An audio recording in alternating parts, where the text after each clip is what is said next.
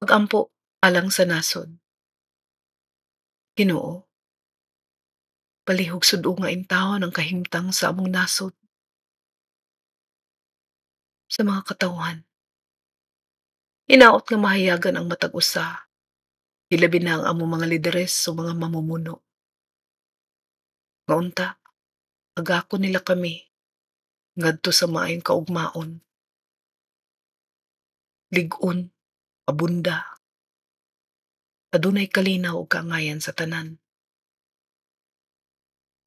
Itula palihog ang pagpangabusar sa posisyon, sa pagkawkaw sa bahandi nga alang unta sa katawhan ug dili lamang alang sa pipila nga buot mo pahimulos niini.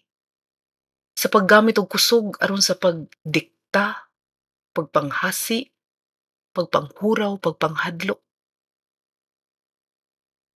luwas sa kami tanan, gikan kanila, ug gikan usab sa kalisod.